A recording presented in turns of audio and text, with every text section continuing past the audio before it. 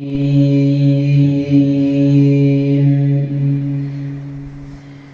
الله الرحمن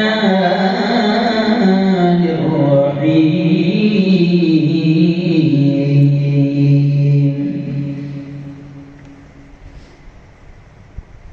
كل من عليها فان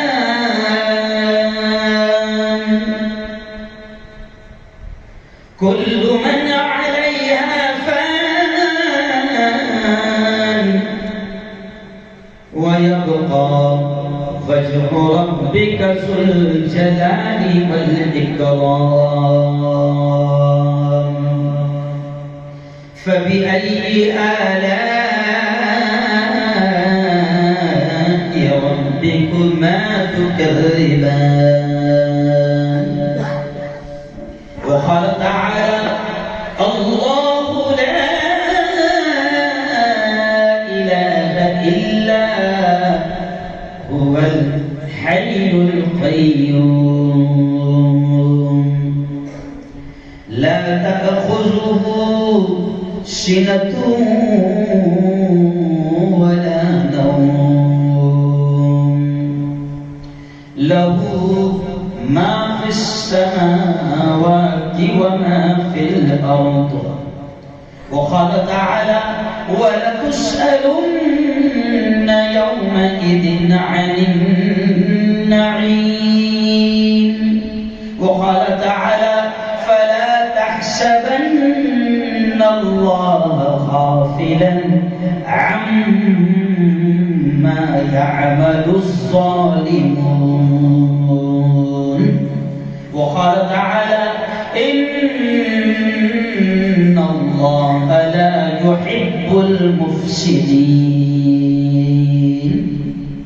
وقال رسول الله صلى الله عليه وسلم أكثروا ذكر هذه اللذات الموت وقال رسول الله صلى الله عليه وسلم الكيس من دان نفسه وعمل ما بعد الموت وقال رسول الله صلى الله عليه وسلم كلكم راع وكلكم مسؤول عن رعيته أو كما قال عليه الصلاة والسلام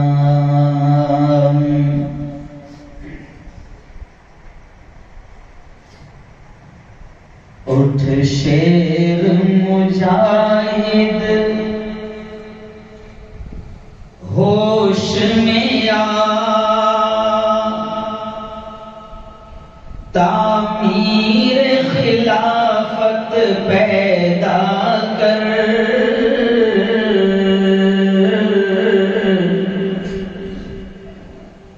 اٹھ شیر مجاہد ہوش میں آ تعمیر خلافت پیدا کر کیوں فرقے فرقے ہوتا ہے اب ایک جماعت پیدا کر اسلام کا دم جب بھرتا ہے پھر کفر سے کیوں تو ڈرتا ہے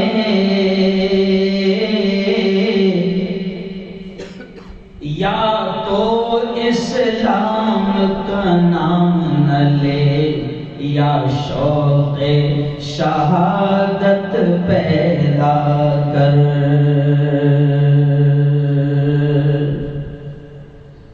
صدق اللہ العظیم وصدق رسولہ النبی الکریم اسٹیج پر جلوہ افروز ہماری اس بستی کے امام محترم مولانا رفیق صاحب، مولانا عمران صاحب، ایسے ہی ابھی آپ جن سے بہت ہی پیاری حمد سن رہے تھے، اللہ ہی اللہ، ارے بولو بول پیارے، ایسے ہمارے دوست قاری ساجد صاحب اور مندر گاؤں سے تشریف لائے امام محترم مولانا ساجد صاحب، کڑودرا اور سورت سے بھی ہمارے امام صاحب آئے ہیں، اور بھی ہمارے علماء یہاں پر بیٹھے ہیں، حفاظ قرآن مبین یہاں پر بیٹھے ہیں، ائمہ کرام یہاں پر بیٹھے ہیں، اور یہ آپ کی محبتیں ہیں کہ آپ ایک شارٹ نوٹس میں، آپ کو آج ہی پتا چلا ہوگا، کسی کو 2-3 گھنٹے پہلے پتا چلا ہوگا، اور آپ اتنی بڑی تعداد میں یہاں تک آ گئے ہیں۔ حالانکہ ہماری کوشش تھی کہ زیادہ لوگ نہ آئیں، پہلی مرتبہ میں نے یہ اپیل کیا تھا کہ لوگوں کو دعوت مت دو، نہ بلاؤ، لیکن آپ کا اخلاص ہے، آپ کی محبت ہے، بس میں دعا کے الفاظ سے اپنی بات شروع کر رہا ہوں، سب نے آمین کہنا، اور بڑی پیاری میں دعا کر رہا ہوں کہ اے اللہ، جس طرح تو نے آج ہم سب کو یہاں پر جمع فرمایا، اے اللہ ایسے ہی ہم سب کو ایک ساتھ جنت الفردوس میں بھی جمع فرما، زور سے کہہ، اب دیکھو کتنا اچھا لگے گا جنت الفردوس میں، جلگاؤں والے مفتی ہارون بھی دکھیں گے، اور پھر ابرما بھی دکھے گا، مندر گاؤں بھی نظر آئے گا، کولوا بھی نظر آئے گا، کڑودرا بھی نظر آئے گا، بلساڑ بھی نظر آئے گا، بامن میل بھی نظر آئے گا، ایسے ہی ویارا بھی اگر نظر آئے گا، تمام کے تمام لوگ، اور پھر امریکہ سے آئے ہوئے، لندن سے آئے ہوئے تمام ساتھی نظر آئے گے، تو کتنا اچھا لگے گا۔ اس لیے میں یہ اہمیت آپ کو دکھا رہا ہوں کہ بڑی پیاری دعا ہے، اور میں سمجھتا ہوں کہ فلمیں یہ ملتی بھی نہیں، اس لیے پھر ایک بار آمین کہنا، میں یہ دعا آج کل ہر طرف کروا رہا ہوں، پھر آپ نے آمین کہنا، اے اللہ، بڑے پیار سے اللہ سے کہا کرو، اللہ کو بھی بڑا مزہ آتا ہے، اللہ کا معاملہ یہ ہے کہ مانگو تو خوش ہوتا ہے، نہیں مانگو تو ارے بولو ناراض ہوتا ہے نا؟ اور جتنا امید کے ساتھ مانگے گی، ایک سو میں ہماری دعائیں قبول کیوں نہیں ہوتی؟ کیونکہ مانگتا مگر خود کو بھی یقین نہیں رہتا، خود کو بھی یقین نہیں رہتا ہے، کیونکہ 2 نمبر ہی ہے، کہاں سے یقین رہے گا؟ تو یقین کے ساتھ اللہ سے مانگا کرو، اور حدیث میں آتا ہے کہ جیسا تم مجھ سے گمان کرو گے، جیسا میرے بارے میں سوچو گے، ویسا میں تمہارے ساتھ پیش آؤں گا، معاملہ کروں گا۔ تو میں بڑے یقین کے ساتھ دعا کر رہا ہوں، سب نے آمین کہنا، کوئی بھی شخص خاموش نہ رہے، پورا ہال گونجے آمین سے۔ اور میں اس لیے آمین کہلواتا ہوں کہ دیکھو یہ سفید بال والے بزرگ ہمارے ابا اور دادا کی عمر کے لوگ بھی یہاں بیٹھے ہیں، حدیث میں آتا ہے کہ اللہ کو ان کی دعا واپس کرتے ہوئے اللہ کو بھی اچھا نہیں لگتا ہے۔ تو ایسے بزرگ سفید بال والے یہاں بیٹھے ہیں، علماء یہاں پر بیٹھے ہیں، کچھ جوان ایسے ہو گئے انشاءاللہ کہ جن کی جوانی بے داغ ہے، اس لیے سب نے آمین کہنا۔ معصوم بچے یہاں پر بیٹھے ہیں، کچھ ایسے بچے بھی ہیں کہ جن کے بارے میں مجھے محمد رفیق صاحب نے بتایا، بڑا شاندار مدرسہ یہاں پر کھلا ہے، اور بچے مکتب کے ساتھ الحمدللہ آج بچے اب حافظ قرآن بھی بن رہے ہیں، کسی کے دل پارا ہو گیا، کسی کے 3 پارے ہو گئے، ایسے بچوں نے ابھی مجھ سے ملاقات کی، ایسے معصوم بچے بھی یہاں پر بیٹھے ہیں، اس لیے سب نے آمین کہنا۔ میں اہمیت اس لیے بتا رہا ہوں کہ نہیں معلوم اللہ کس کی آمین کو قبول کر لے۔ اے اللہ، اے اللہ، اے اللہ، جس طرح تو نے آج ہم سب کو یہاں پر جمع فرمایا ہے، میرے مولا اسی طرح ہم سب کو جنت الفردوس میں بھی جمع فرما۔ اور اے اللہ، پھر دعا کے الفاظ کہہ رہا ہوں، اے اللہ 2 لہریں چلی گئی، 2 لہریں چلی گئی، کہتے ہیں کہ تیسری بھی بڑا گیم ہے، تیسری بھی بڑا گیم ہے۔ اے اللہ 2 لہریں چلی گئی ہے، تیرا کرم، تیرا احسان، تیرا انعام کے ہر طرح سے تو نے حفاظت کیا، میرے مولا اس تیسری لہر میں بھی ہم سب کے حفاظت فرما۔ میں دعائیں کروا رہا ہوں، دعائیں کروا رہا ہوں، موڑ میں آ گئے نا، چلتا ہوں، دعائیں کروا رہا ہوں۔ اے اللہ اس تیسری لہر میں بھی ہماری حفاظت فرما، اور اے اللہ، اے اللہ ہر قسم کی بیماری بیماری، ہر قسم کا وائرس، چاہے وہ کورونا وائرس ہو یا اومیکرون وائرس ہو یا ملک میں پھیلایا جا رہا نفرتوں والا وائرس ہو، اے اللہ ہر قسم کے وائرس سے تو ہم سب کی حفاظت فرما۔ آئیے اب اہم بات کر لیتے ہیں۔ دیکھیے آج ہم یہاں پر جمع ہوئے ہیں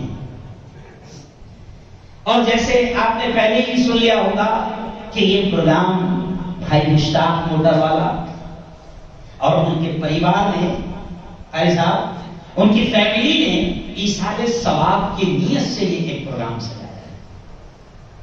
ابھی چند دنوں پہلے بھائی مشتاق کے بھائی جو ہے ابو بکر بھائی، میرا خیال ان کے بچے بھی یہاں موجود ہیں، جنید ہے نا، ابو بکر بھائی کا ابھی کچھ دنوں پہلے انتقال ہوا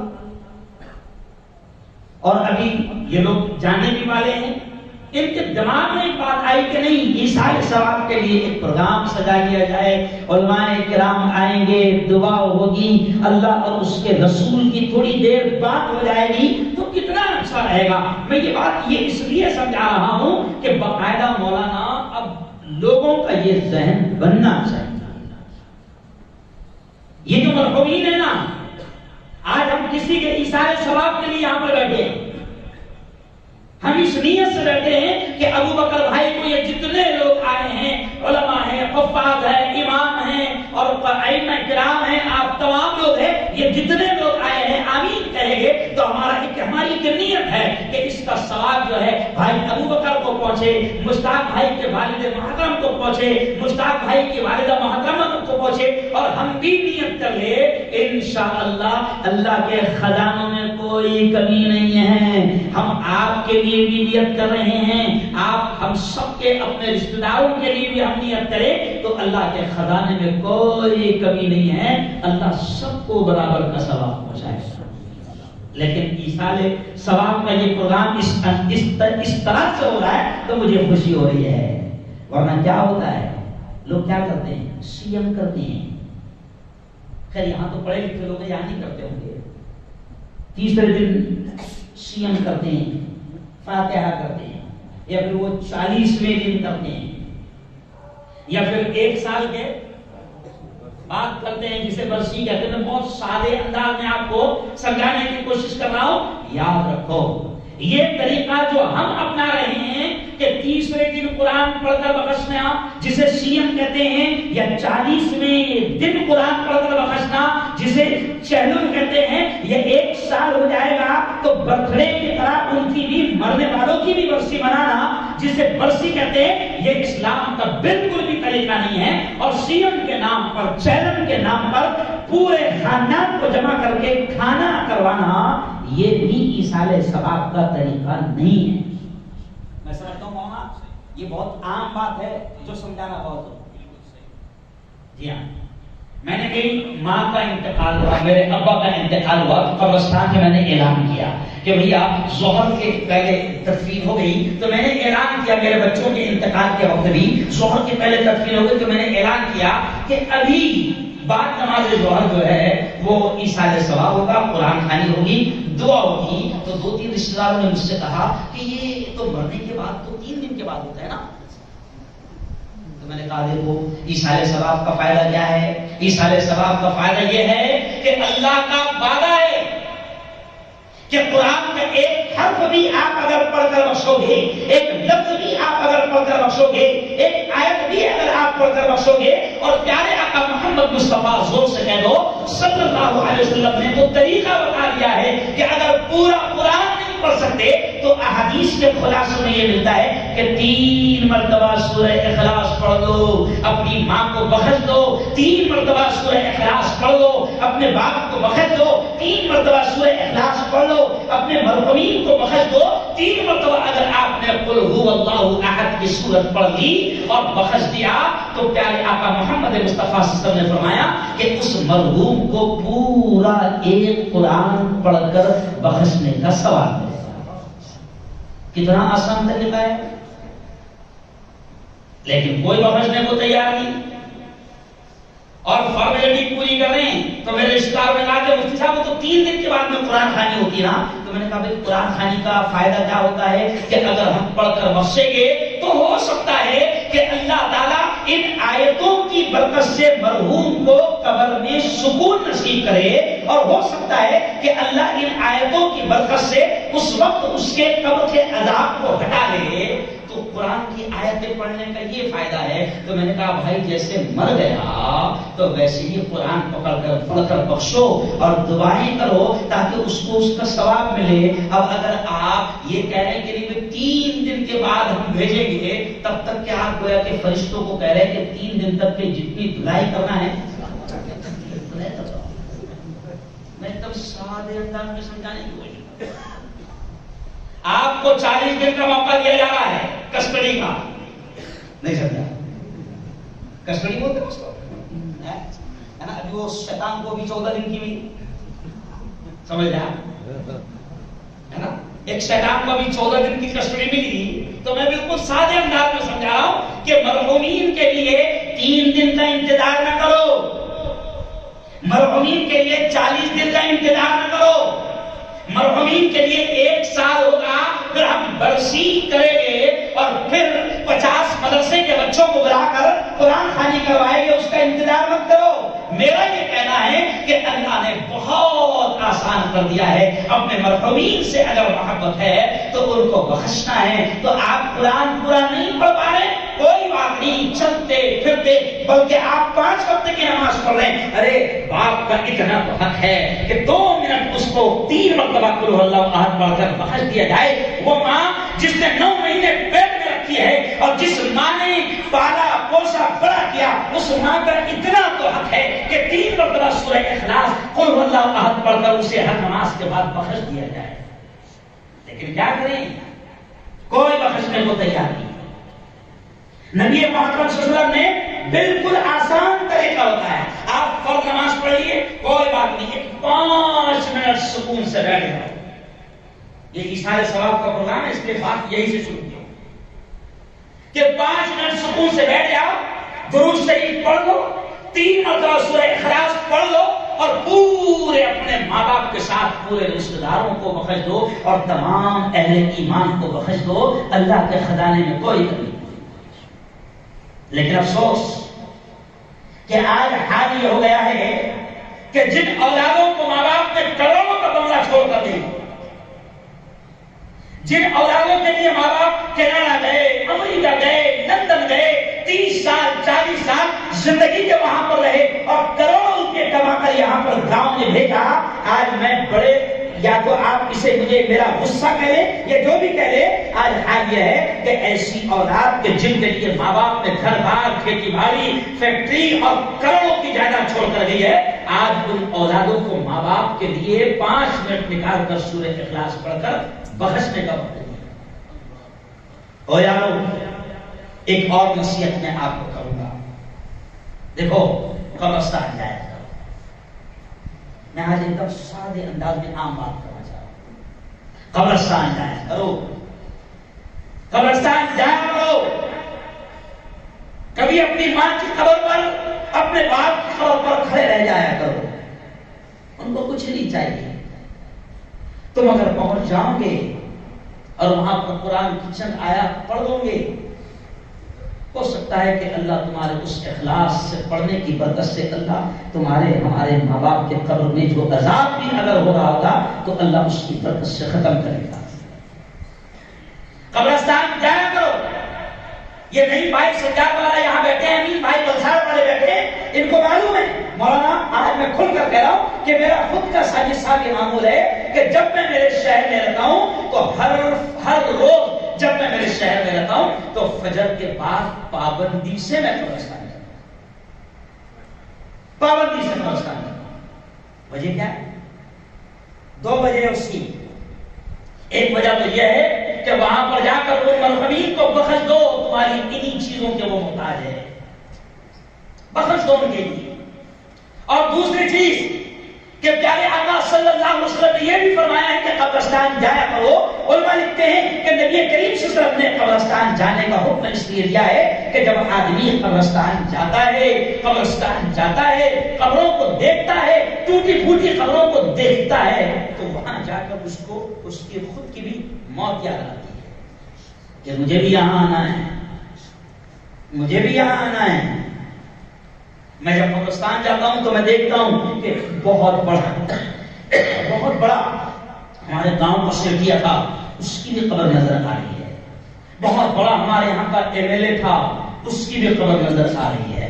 بہت بڑا مالدار تھا، اس کی بھی قبر نظر آ رہی ہے. ارب پتی کی بھی قبر نظر آ رہی ہے. تو ان کی قبروں کو دیکھ کر کبھی کبھی قبرستان میں جاؤ اور تھوڑا سا غور کیا کرو.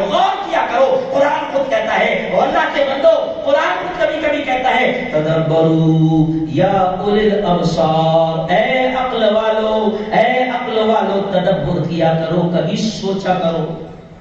اللہ کی کائنات ہے، اس پہ کبھی غور کرو. ایسے ہی قبرستان جاؤ تو غور کرو. آپ جس گاؤں کے، آپ جانتے ہیں کہ آپ کے کتنے بڑے آپ کے گاؤں کے لاکھوں پتی، کروڑ پتی جو لندن میں تھے، کینیڈا میں تھے، افریقہ میں تھے، نہ جانے کتنے کروڑوں روپے کمائے. اور وہاں پر بھی جیسے مجھے آج ایک شخص سے ملایا، ایک شخص میں مالداروں سے دور رہتا ہوں.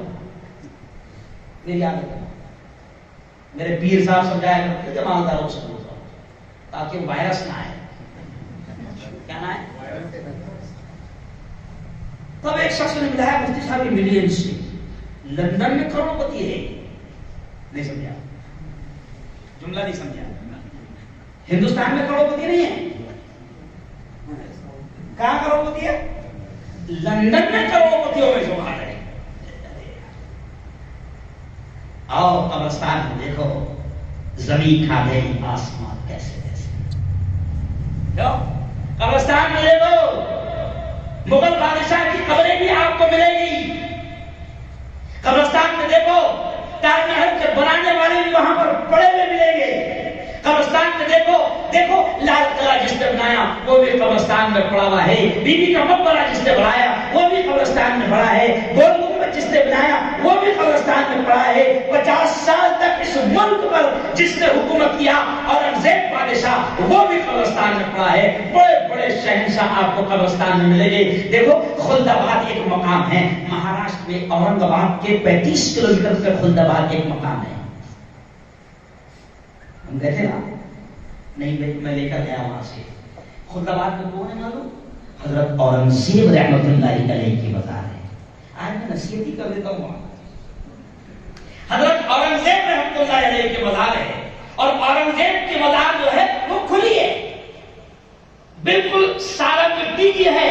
اور ابرما والوں، نوساری والوں، اورنگزیب یہ وہ بادشاہ ہے جو ہندوستان میں سب سے زیادہ جس نے حکومت کیا. 50 سال تک، آدھی صدی تک اس نے حکومت کیا ہے.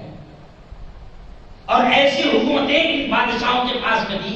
ابھی تو یہ کمبخت چندی چور ہے، اتنا سا ہے کہ ہندوستان اتنا سا ہے نا. پہلے ہندوستان اتنا نہیں تھا، افغانستان تک ہندوستان، سمجھ لیا؟ پاکستان تک ہندوستان. اور ہمارے ان پرکھوں نے اتنے لمبے ہندوستان پر حکومت کیا ہے. حکومتیں اللہ نے ایسی دی تھی کہ اگر بادل آتے تھے اور بادل اگر وہ یہاں نہ برسے تو وہ بادلوں کو دیکھ کر کہتے تھے کہاں جا رہے ہو؟ ٹھیک ہے یہاں نہیں برس رہے، کوئی بات نہیں، کہیں تو برسو گے، جہاں نہیں برسو گے میری زمین. تو کیسی حکومت ہو؟ اس لیے شاعر نے کہا ہے کہ زمین کھا گئی آسمان کیسے. تو اورنگزیب کو سمجھ کے بات یاد آ گئی کہ اورنگزیب نے 50 سال تک حکومت کیا جی. اور اس کے قبر پر جب آپ جاؤ گے، اور بڑے اورنگزیب اونلی ناٹ فار ایک بادشاہ بلکہ اورنگزیب رحمت اللہ علیہ ایک ولی کامل بھی تھے. ابھی آگے میں سناؤں گا، میں کچھ نصیحتیں آ رہا کہ اورنگزیب کی قبر پر جاؤ تو آپ کو اورنگزیب کی قبر جس نے 50 سال تک اس بڑے ہندوستان پر حکومت کیا تھا، مٹی کی قبر بنی ہوئی ہے. اور ان کے قبر کے پاس ایک تختی لگی ہوئی ہے، جو پارٹی لگاتے ہیں پارٹی، تختی لگی ہوئی ہے. اور مولانا ساجد صاحب، عارف ساجد صاحب، اس تختی پر اورنگزیب رحمت اللہ علیہ نے نصیحت کی تھی کہ میری قبر کے اوپر تختی لگانا تو اس پر ایک آیت لکھ دینا، هو الحی القیوم. کیا لکھ دینا؟ کون سی آیت ہے؟ ارے بولو نا. آیت الکرسی. اللہ لا الہ الا هو الحی القیوم. تو اب میں آپ کو سمجھا رہا ہوں کہ آخر اورنگزیب نے یہ آیت کیوں لکھایا. اورنگزیب نے کیوں نصیحت کی تھی کہ میری قبر پر یہ آیت لکھوانا. تو اورنگزیب نے اس لیے نصیحت کی تھی کہ اورنگزیب دیکھ رہا تھا کہ لوگ میری کتنی تعریف کرتے ہیں کہ اس ملک پر میں نے 50 سال تک حکومت کیا تو مجھے لوگ بڑا بادشاہ مانتے ہیں. تو اورنگزیب نے مرتے وقت وصیت کیا تھا کہ میری قبر پر یہ آیت لکھا دینا تاکہ آنے والے جب آئیں گے اور میری قبر کو جب دیکھیں گے.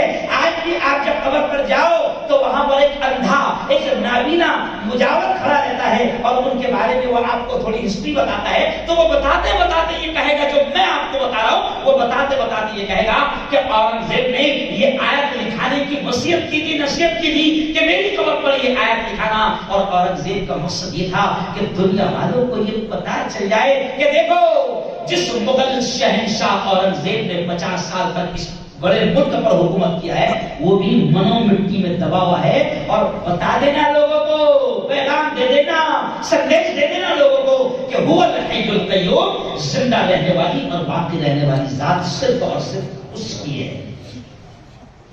کیا پیغام دینے کی کوشش کیا اورنگزیب نے؟ ارے بولو ہے نا. ہم لوگ دنیا داروں کو دیکھ کے تھوڑا سا مغلوب ہو جاتے ہیں نا, کتنی دولت ہے, کتنا کروڑ پتی ہے, کتنا ارب پتی ہے. ہم لوگ نہیں. اورنگزیب نے کہا کہ ایسے ہی دنیا والے مجھے دیکھ کر بڑا امپریس ہوتے ہیں.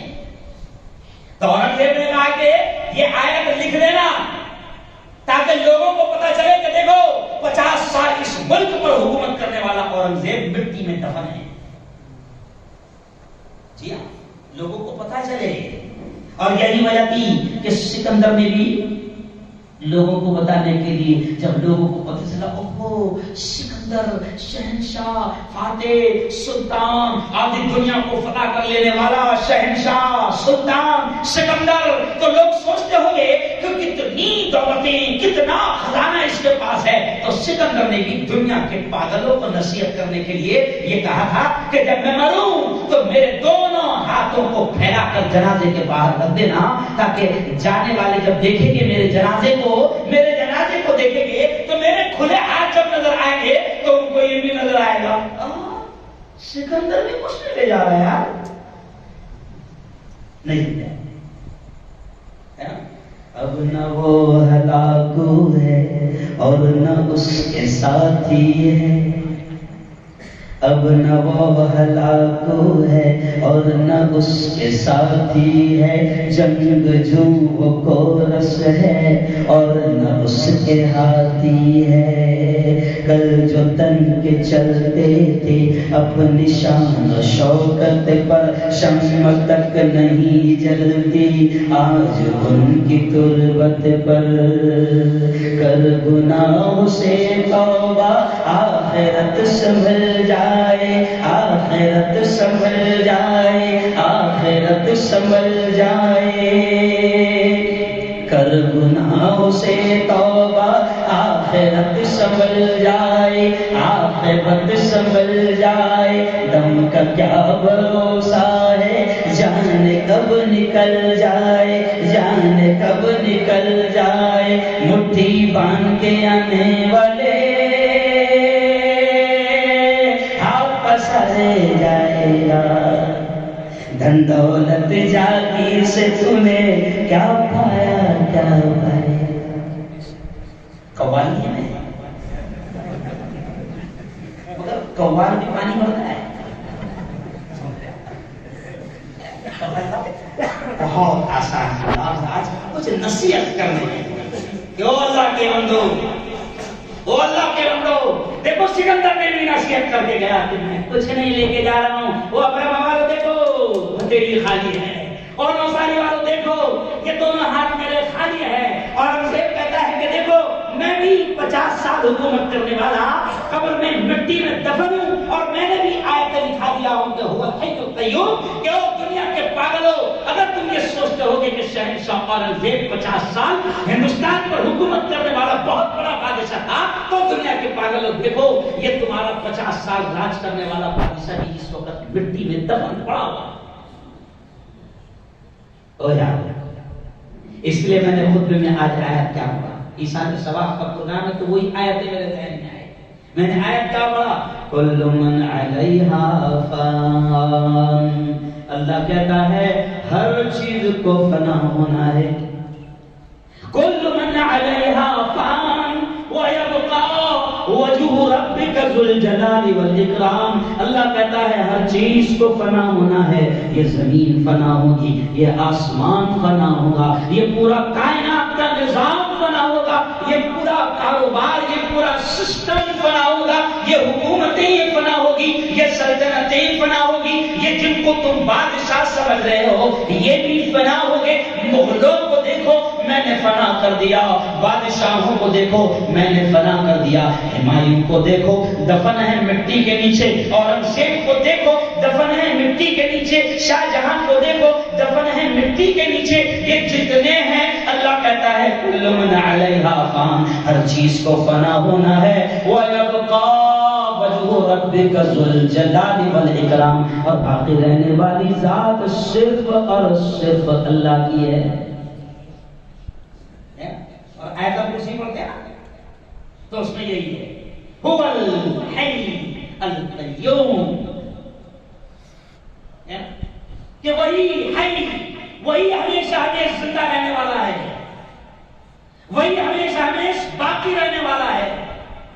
یہ دنیا کی ساری نعمتیں جس میں تم دل لگائے بیٹھے ہو, یہ ہر جانے والا تمہیں سمجھا کر جاتا ہے کہ دیکھو نہ میرے یہ کسی کام آئی ہے نہ تمہارے کسی کام آئے گی. اس لیے اللہ کے نبی نے کیا فرمایا, سنو سنو سنو, ہم کیا سوچتے ہیں عقل مند وہ ہے, عقل مند وہ ہے جو کروڑوں روپے کما لے, عقل مند وہ ہے جو دنیا میں بنگلے بنا لے, عقل مند وہ ہے جو دنیا میں فیکٹریاں تعمیر کر لے, عقل مند وہ ہے جو سینکڑوں ہزاروں ایکڑ زمین کا مالک بن جائے. نہیں, اللہ کے نبی نے بڑے پیارے انداز میں کہا القیس من دانا نفسہ وعمل ما بعد الموت. او میرے بھائیو, او ابرما والو, او نوساری والو سنو, اللہ کے نبی نے فرمایا عقل مند وہ ہے, عقل مند وہ ہے من دانا نفسہ, جس نے اپنے آپ کو پہچان لیا کہ تیری حیثیت کیا ہے, وعمل ما بعد الموت, اور عقل مند وہ ہے جو مرنے کے پہلے مرنے کی تیاری کر لے. عقل مند وہ ہے کہ موت کے بعد کیا کام آئے گا اس کی تیاری کر لے. عقل مند اس کو کہا ہے. عقل مند وہ نہیں ہے جو نوٹیں چھاپنے میں بڑا ماہر ہوتا ہے. میں نے کہیں تو بھی ایک جملہ کہہ دیا, بڑا ہنگامہ ہوا پریس میں. میں نے جملہ کہہ دیا کہ زیادہ نوٹیں چھاپنے کی مشین اپنی اولاد کو نہ بناؤ, زیادہ نوٹیں چھاپنے کی مشین اپنی اولاد کو مت بناؤ, کیونکہ یہ باولا کبھی بھی نوٹیں بند کر دے رہا. پاگل ہے, پڑھا لکھا ہے نہیں, چکری ہے, جاہل ہے, سمجھ رہا. اس لیے زیادہ نوٹیں چھاپنے کی فکر مت کرو. اللہ کے نبی نے فرمایا عقل مند وہ ہے جو اس بات کی تیاری کر لے کہ مرنے کے بعد کتنے جوڑے لگے, مرنے کے بعد کتنے کپڑے لگے, اس کی فکر کرے کہ وہاں کتنا لے جانا پڑے گا, کیا کیا وہاں پر کام آئے گا. 10 دن کا سفر ہے تو اس کے اعتبار سے تیاری کرتا ہے. میں ابھی 1 دن کے لیے آیا ہوں تو میں 2 ڈریس لے کر آیا ہوں, سمجھ رہا. تو اب جتنا لمبا سفر ہے اس کے حساب سے تیاری ہوتی ہے. اور اللہ کے نبی نے فرمایا کہ وہ سفر ایسا ہے جو کبھی ختم نہیں ہوگا. تو اب ذرا سوچو, اگر آپ اور ہم اتنے ہوشیار ہیں کہ جس زندگی میں 60 سال رہنا ہے نا, اللہ کے نبی نے کیا فرمایا, اعمار امتی بین 60 و 70. اللہ کے نبی نے فرمایا میری امت کی عمریں 60-70 سال کے اندر ہوں گی. کیا فرمایا, اعمار امتی بین 60 و 70, میری امت کی عمریں 60-70 سال کے اندر ہوں گی. یعنی اشارہ کر دیا. تو اب جو بھی 70 سال کے اوپر کون چل گیا, ذرا ہاتھ اٹھا دو, ذرا ہاتھ اٹھاؤ. ماشاءاللہ 70 سال کون کراس کر گیا, ہاتھ اٹھا, سمجھ آیا. تو یہ نفے کی ہے. یہ کون سی ہے؟ ارے بولو. ہاں بونس. اب جوانوں سنو، اللہ کے نبی نے کیا فرمایا کہ میری امت کی عمر 60-70 سال کے اندر ہوگی. اب 60-70 سال میں اب آپ اور ہم سوچیں کہ 60-70 سال میں مولانا 20 سال تو کرکٹ میں چلے جاتے ہیں. 20 سال تو کھانے جاتے ہیں کرکٹ کھیلنے میں، گلی ڈنڈا کھیلنے میں. کیوں؟ مکر سنکرانتی کیا بولتے ہیں اس کو. 20 سال تو کچھ محلے تو ابھی بھی مناتے ہیں. 50 سال کا ہو گیا مگر پھر بھی ٹیکس میں جا رہے ہیں. سمجھ رہا؟ تو 20 سال جو ہے وہ کھیل کود میں جا رہے ہیں. اور 20 سال کے بعد اگر ماں باپ نے کچھ کالا پیلا کر دیے، کالا پیلا سمجھتے ہیں 20 سال کے بعد اگر ماں باپ نے کچھ کالا پیلا کر دیے تو وہ اس کے ٹینشن میں جا رہے ہیں. اور میں تو دیکھ رہا ہوں گجرات میں کہ لوگوں کے 10 سال تو صرف کاغذات بنانے میں جاتے ہیں. نہیں جس کو دیکھو کیا کر رہے ہیں، ڈاکومنٹ رکھا ہوں کبھی، فائل رکھا ہوں ابھی. تو 5-10 سال تو اسی تیاری میں جا رہے ہیں.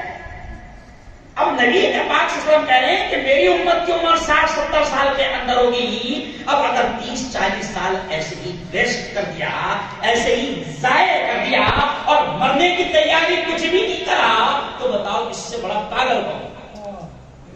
اس سے بڑا پاگل کون؟ اور اولاد کو کروڑوں روپے چھوڑ کر جا رہا ہے. مولانا میں بڑے غصے کے ساتھ کہہ رہا ہوں، کروڑوں روپیہ اولاد کو لے کر جا رہے ہیں. شریعت کا مسئلہ کیا ہے مولانا ساجد صاحب کہ اگر باپ مرتا ہے تو شریعت یہ کہتی ہے کہ وقت کا بڑے سے بڑا عالم اور مفتی اور ولی بھی اگر جنازے میں کھڑا ہو تو شریعت یہ کہتی ہے کہ بیٹے کو چاہیے کہ وہ نماز پڑھائے. شریعت یہ کہتی ہے. لیکن سوچو جن اولادوں کے لیے محنتیں کر کے کینیڈا اور امریکہ سے کروڑوں روپے تیار کر کے بھیجتے ہو، آج اس اولاد کو بھی تم نے اتنا دین نہیں دیا کہ وہ کروڑوں روپے جن اولادوں کو تم نے دیا ہے، ہم نے دیا ہے، وہ اولاد باپ کی جنازے کی نماز پڑھا نہیں سکتی. تو کیا آیا ہمارے ہاتھ میں؟ بتائیے کیا آیا ہمارے ہاتھ میں؟ کون سی عقل مندی ہم لوگ کر رہے ہیں؟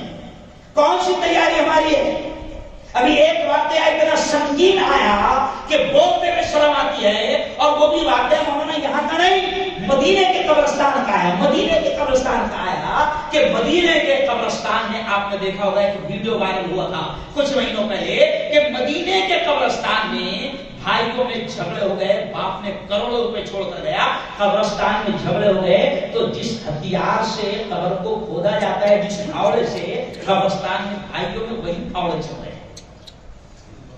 میں دیکھو ایک دم صاف صاف سنا رہا ہوں، اور میں کچھ دماغ میں آپ کو ڈالنے کی کوشش کروں کہ ہم کہاں ہیں، کون سی دنیا میں جی رہے ہیں، کتنی ہماری تیاری ہے مرنے کی، کہاں ہے ہماری نمازیں، کب ہو رہی ہے ہماری فجر، کہاں ہم مسجدوں کو آباد کر رہے ہیں، کتنی ہماری نمازیں ہو رہی ہے، کتنا ہم اللہ کے کتاب کی تلاوت کر رہے ہیں. یہ جوان بیٹھے مولانا، یہ جوانوں کے سامنے کہہ رہا ہوں میں، اور یہ میرے علماء کے سامنے کہہ رہا ہوں کہ 20 سے 22 منٹ لگتے ہیں مولانا ایک پارہ پڑھنے کو. 20 سے 22 منٹ لگتے ہیں، اس سے زیادہ نہیں لگتے ہیں.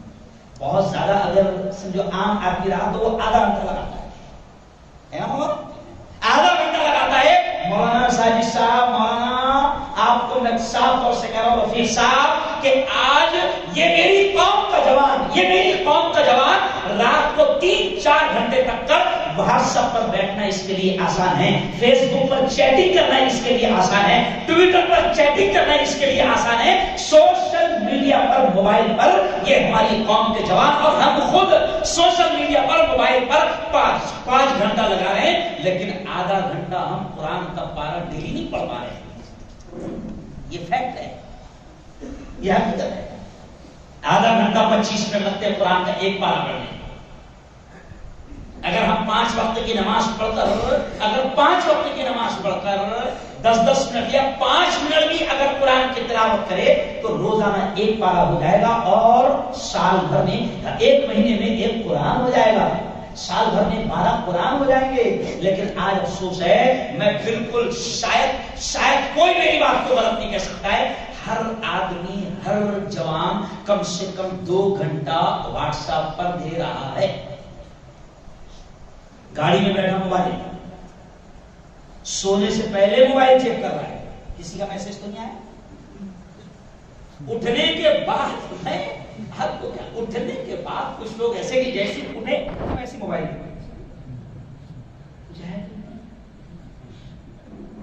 2 گھنٹہ بالکل سادہ انداز میں آپ کو سمجھا رہا ہوں کہ 2 گھنٹہ کم سے کم ہر آدمی موبائل کو دے رہا ہے ایوب بھائی، لیکن 20 منٹ وہ اللہ کی کتاب کو دینے کو تیار نہیں ہے۔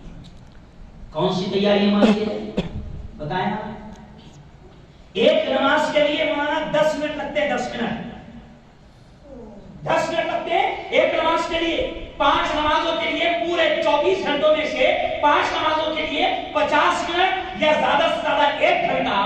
ارے وہ رب نے 24 گھنٹے دیا ہے، وہ رب نے 24 گھنٹے دیا ہے، 1 گھنٹہ تو اس کے لیے نکالنے کو تیار نہیں ہے۔ تو کہتا ہے بہت بزی ہوں، بہت بزی ہوں، بہت بزی ہوں۔ 24 گھنٹے اسی کے ہے، اگر اس نے چھین کر ایزی کر دیا تو نہیں دیا۔ 24 گھنٹے کس کے بولو؟ ارے بولو نا یار، اللہ کے۔ اور 1 گھنٹہ جو تو دے گا وہ بھی کس کا ہے؟ اللہ کا ہے۔ اگر وہ چھین لے پورا 24 تو کیا کر سکتے ہیں؟ کچھ نہیں کر سکتے۔ آؤ اب اور ایک خیال بات یاد آ گئی، موت کی تیاری مسیح۔ دیکھو ابھی 2 لہریں چلی گئی ہے نا، کورونا نے بہت کچھ سکھایا ہے۔ کورونا نے دیکھو، ہمارا تو ایمان ہے بھیا، اللہ کے ماننے والوں کا ایمان ہے، ہمارا تو ایمان ہے کہ درخت کا پتا بھی خدا کے حکم کے بغیر، زور سے بولو، سب بولو، پورا مجمع بولو، اس سے ایمان تازہ ہوگا، اللہ بھی خوش ہوگا۔ درخت کا پتا بھی خدا کے حکم کے بغیر نہیں مل سکتا۔ تو ہم تو یہ کہہ رہے ہیں کہ کورونا بھی خدا کی مرضی کے بغیر نہیں آیا ہے۔ لوگ کہہ رہے ہیں کہ گیم ہے، ہم کہتے ہیں ہاں گیم بھی ہوا تو گیم بھی اس وقت کامیاب ہوگا جب اللہ چاہے۔ کیا ہوگا؟ یہ گیم کر رہے ہیں کوئی شک نہیں، بڑا گیم کر رہے ہیں کوئی شک نہیں، لیکن ہمارا یقین ہے کہ گیم بھی اس وقت کامیاب ہوگا گیمروں کا جب تک کہ اللہ نہ چاہے۔ اور پھر کتنے ہی گیم کرے، آپ دیکھو بہت کام کی بات خدا نے ذہن میں ڈال دیا، کتنے ہی گیم کرے، قرآن کی آیت کیا کہتی ہے؟ وَمَكَرَ اللَّهُ وَاللَّهُ خَيْرُ الْمَاكِرِينَ۔ اللہ کہتا ہے یہ چال چلتے ہیں، یہ منصوبے، دیکھو کتنے پیارے الفاظ ہیں قرآن کے۔ اللہ کہتا ہے یہ چال چلتے ہیں، یہ منصوبے بناتے ہیں، یہ پلان بناتے ہیں، یہ آئیڈیا کرتے ہیں، یہ گیم کرتے ہیں، لیکن یہ نہیں جانتے کہ سب سے بہترین آئیڈیا کس کے ہاتھ میں ہے؟ ارے بولو تو سے اللہ کے۔ اب انہوں نے دیکھو آئیڈیا کی، کورونا بھی ایک گیم بہت بڑا، لیکن کمال کی بات دیکھو، بڑے بڑے بڑے ایک دم جذبے کے ساتھ کہہ رہا ہوں، دو ٹوک کہہ رہا ہوں اور ہر جگہ کہہ رہا ہوں، اور اب تو خود ہمارے ہندو بھائی خود سمجھنے لگے۔ ایک ہندو پترکار نے مجھ سے خود پوچھا، مفتی صاحب ایک بات پوچھنا ہے، وہ ہماری ٹائم کا، تو مفتی صاحب ایک بات پوچھنا ہے۔ اب پوچھ بھائی کیا بات ہے؟ کہا یار مفتی صاحب، یار تمہارے لوگ کم مر رہے ہو، تمہارے لوگ کم مر رہے ہیں۔ میں نے کہا باولے چلے تو ہم زیادہ کر رہے ہیں، بے وقوفی لوگ ہم زیادہ کر رہے ہیں، ماسک ہم نہیں لگا رہے ہیں، ہمارے محلوں میں آ جاؤ تو ایسا لگتا ہی نہیں کہ کورونا کبھی یہاں پر بولو آیا تھا، اور اب ہندو بھائی کہہ رہے ہیں کہ تم لوگ کم کر رہے ہو، تو وجہ کیا ہے؟ تو میں نے کیا کہا معلوم آپ کو؟ میں نے ان کو وجہ بتایا، میں ہر جگہ یہ بیان کر رہا ہوں، میں نے ان کو وجہ بتایا کیونکہ لیٹسٹ چیز اور ہر جگہ جانی چاہیے، تو میں نے ان کو وجہ بتایا کہ ہم لوگ کم مر رہے ہیں، حالانکہ بے وقوفی ہم زیادہ کر رہے ہیں۔ وجہ کیا ہے؟ تو میں نے کہا اس کی وجہ یہ ہے کہ تم ہر جگہ ہمارے ساتھ بدماشی کرتے ہو، تو تم نے کورونا کو بھی ہمارے ساتھ جوڑا. کیسے؟ میں نے کہا کورونا کو تم نے چھیڑا. کورونا پوری دنیا میں گھوم رہا تھا, اس کو اس کا مذہب پتا نہیں تھا, لیکن تم نے بدماشی کیا کی ہے, جیسے ہی کورونا ہندوستان آیا تو تم نے اس کو سیدھا دلی ایئرپورٹ پہ اتارے. دلی ایئرپورٹ پر کورونا اترا, وہاں سے وہ نظام الدین گیا, وضو کیا, مولانا صاحب سے ملاقات کیا, مسلمان ہو کے باہر آ گیا.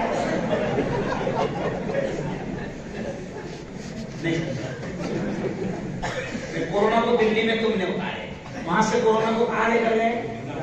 ارے بولو نا, نظام, وہاں اس نے وضو کرا, ملاقات کیا حضرت جی سے, پھر وہاں سے مسلمان تو باہر آ گیا. پھر اس کے بعد تمہاری میڈیا پر چلا کے کہاں سے پھیلا کورونا؟ ارے بولو نا, تم نے کورونا میں بھی بدماشی کی اور کورونا کو مسلمانوں کے ساتھ جوڑا, تو جب کورونا ہماری برادری کا ہو گیا تو برادری والوں کیوں مارے؟ ارے بولو صحیح ہے, کورونا ہمارا ہو گیا تو ہم کو کیوں مارے گا؟ یہ تو میں ہندو بھائیوں کو سمجھا رہا ہوں, لیکن دیکھو کورونا نے بہت کیا کیا سمجھایا. آؤ میں بہت پیاری بات اللہ تعالیٰ میں ڈال کر میں آپ کو سمجھا رہا ہوں کہ کورونا نے بہت کچھ سمجھایا. ہمارا ماننا ہے کہ اللہ جو بھی کرتا ہے اس کے راز وہی جانتا ہے, حکمت وہی جانتا ہے, مصلحت وہی جانتا ہے. کورونا جب آیا تم نے بدماشی کی, اس کو مسلمانوں کے ساتھ جوڑا, تو ملک کے ہندو بھائیوں نے بھی دیکھا کہ کورونا میں مسلمانوں کو وہ برا انجام نہیں ہوا, بلکہ دنیا نے یہ بھی دیکھا. دیکھو کورونا کا ایک فائدہ ہندوستان میں کیا ہوا. کورونا کا ایک فائدہ ہندوستان میں یہ ہوا, آپ کو یاد ہوگا کہ جب لاک ڈاؤن لگا, پہلا لاک ڈاؤن لگا, بڑا خطرناک, بڑا سخت لاک ڈاؤن تھا, بڑا خطرناک لاک ڈاؤن تھا. اس زمانے میں جب لاک ڈاؤن لگا, ٹرینیں بند ہو گئی, بسیں بند ہو گئی, راستوں پر چلنا بند ہو گیا, تو آپ نے دیکھا کہ لوگ سورت سے, احمد آباد سے, ممبئی سے, واپی سے, نوساری سے یو پی جانے لگے, بہار جانے لگے, اپنے اپنے ملک کے جانے لگے. تو ہندوستان کی آنکھوں نے دیکھا کہ رمضان کا مہینہ تھا, مئی کا زمانہ تھا, مئی میں رمضان آیا تھا, رمضان کا مہینہ تھا, سخت گرمی تھی اور کورونا کا لاک ڈاؤن لگا ہوا تھا, اور ہندو بھائی اپنے ملک, اپنے گاؤں ہزاروں کلومیٹر پیدل جا رہے تھے. اس زمانے میں کورونا کا ایسا ڈر ہندو بھائیوں کے دل میں بیٹھ گیا تھا کہ ماں کے جنازے کو ہاتھ لگانے کو تیار تھی. دنیا نے دیکھا کہ ماں مر گئی, اولاد ماں کے جنازے کو اٹھانے کو تیار ہے. 4 لاشیں ہم نے انتم سنسکار کیا, ہم نے ان کو شمشان گھاٹ میں لے کر گئے. 4 بوڑھے ایسے کہ جن بوڑھوں کا انتقال ہو گیا, اولاد ان کو دواخانوں میں باڈی کو لینے نہیں آئی کہ کورونا ہو گیا. لیکن ایسے وقت میں اللہ نے ہندوستان میں ایک بہت بڑا پیغام مسلمانوں کے ذریعے سے دیا. اب دیکھو میں کیا سمجھا رہا ہوں, غور سے سمجھ رہا ہوں, کیونکہ یہ کوئی بولے گا بھی نہیں اور بولنے کی ہمت ہے. میں نے کیا کہا حکومت سے کہ کورونا 2 جگہ زیادہ پھیلا. دیکھو غور سے سنو, 2 جگہ زیادہ پھیلا. نمبر 1 امریکہ, اور آج بھی پہلے نمبر پر امریکہ ہے. سب سے زیادہ پیشنٹ کہاں؟ امریکہ میں. سب سے زیادہ موتیں کہاں؟ امریکہ میں. اب دیکھو کیوں امریکہ میں یہ بھی سمجھا. سب سے زیادہ امریکہ میں موتیں, سب سے زیادہ پیشنٹ امریکہ میں. تو میں نے اس کے ذریعے سے ملک میں یہ پیغام دیا کہ امریکہ میں سب سے زیادہ پیشنٹ کورونا کے, سب سے زیادہ موتیں کورونا کی. تو اللہ نے پہلے پوری دنیا کے پاگلوں کو سمجھایا کہ او بنگلہ دیش والوں, او پاکستان والوں, او ہندوستان والوں, او انگلینڈ والوں, او جاپان والوں, او فرانس والوں, تم پوری دنیا کے لوگ امریکہ کو سپر پاور سمجھتے ہیں. اللہ نے کورونا بھیج کر دنیا کو بتایا کہ دیکھو سپر پاور, جس کو تم سپر پاور سمجھتے ہو, وہ کتنا کمزور ہے ایک چھوٹے سے وائرس کے سامنے. اللہ نے بتایا کہ سپر پاور امریکہ نہیں, سپر پاور میں ہوں. اللہ نے کیا بتایا؟ سپر پاور میں ہوں. اور اللہ نے بتایا کہ میں وہ سپر پاور ہوں کہ اگر میں چھوٹا سا نہ دکھنے والا وائرس بھیج دوں تو پوری دنیا تمہاری لاک ہو جائے. کوئی کہ نہیں, پوری دنیا لاک. اللہ نے بتایا سپر پاور نہیں. اللہ نے بتایا کہ دیکھو جس کو تم سپر پاور کہتے تھے اس کی ٹیکنالوجی کچھ بھی نہیں کر پائی. صحیح ہے نا؟ اس کی ٹیکنالوجی کچھ بھی نہیں کر پائی ہے نا. پھر کورونا آیا دوسرے نمبر پر مترو. ارے بولو جگری دوست ہے نا, جگری دوست ہے نا دونوں. تو کہاں ہے؟ ہندوستان میں. اب ہندوستان میں کیوں ملا؟ ہندوستان میں آپ دیکھو کہ دیکھو وہ اللہ ہے یارو, وہ اللہ ہے, اس کے طریقے وہی جانتا ہے, ہم نہیں سمجھ سکتے. اس اللہ نے ہندوستان میں کیا ہوا؟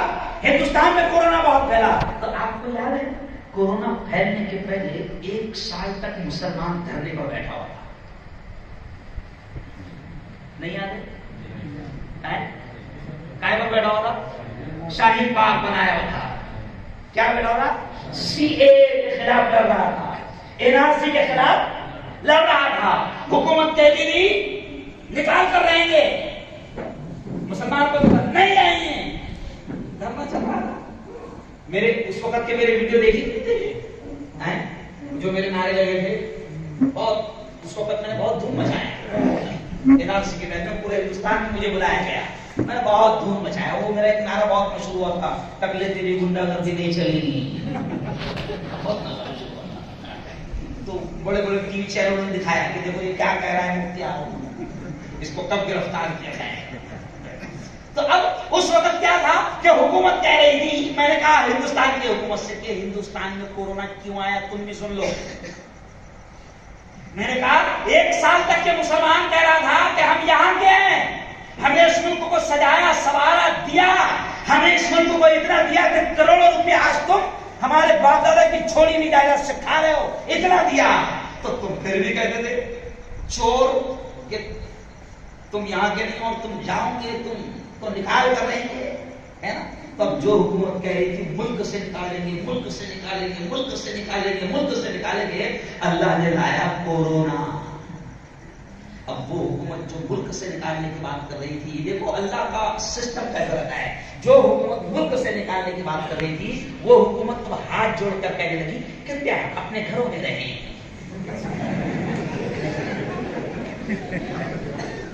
نہیں سمجھا؟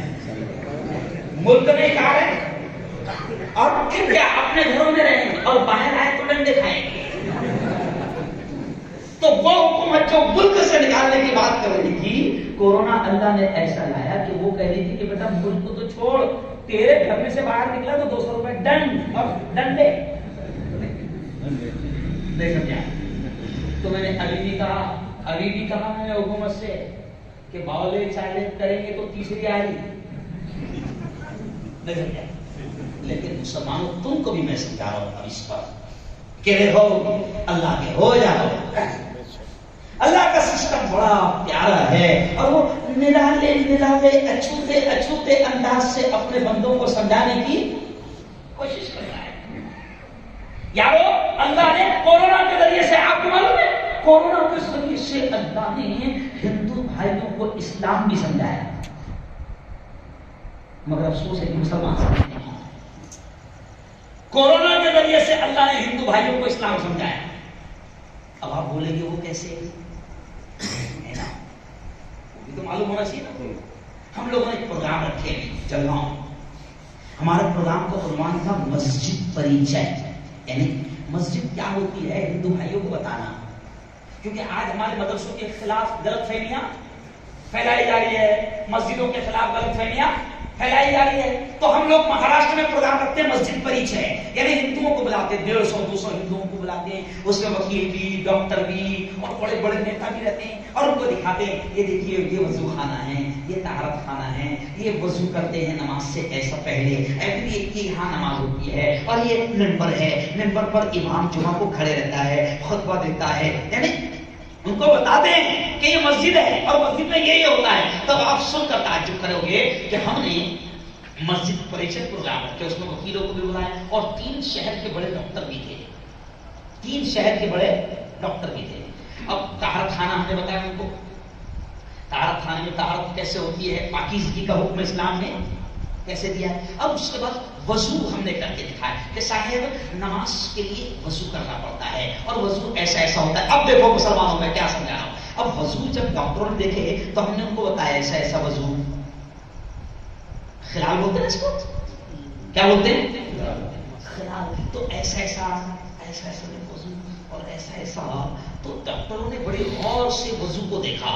وضو دیکھنے کے بعد جب اس نے دیکھا کہ یہ لوگ ایسا ایسا بھی کر رہے ہیں, ایسا ایسا کر رہے ہیں پورا, ایسا ایسا کر رہے ہیں, اور پھر اس نے دیکھا غرارہ بھی کر رہے ہیں, پانی بھی لے رہے ہیں, ناک میں پانی بھی چڑھا رہے ہیں, تو ڈاکٹر صاحب کو نہیں معلوم کہ یہ کیا ہے. تو ہم نے بتایا کہ وضو ہے. تو ڈاکٹر نے سوال کیا کیا معلوم آپ کو علماء سے, یہ آپ لوگ جو کر رہے ہیں بھی ایسے ایسا پورا ہاتھ صاف, ناک میں پانی اور یہ گلے میں آپ پانی ڈال رہے ہیں, تو یہ کورونا کی وجہ سے کر رہے ہیں کیا؟ میں بہت سادہ انداز آپ کو سمجھا, یہ کورونا کی وجہ سے کر رہے ہیں کیا آپ؟ تو ہم نے کہا کہ نہیں ڈاکٹر صاحب کورونا کی وجہ سے نہیں کر رہے ہیں, 1500 سال سے ایسے ہی کر رہے ہیں. کیا کر رہے ہیں؟ تو کہا کہ یہ بتایا کس نے تم کو, یہ تم کو بتایا کس نے؟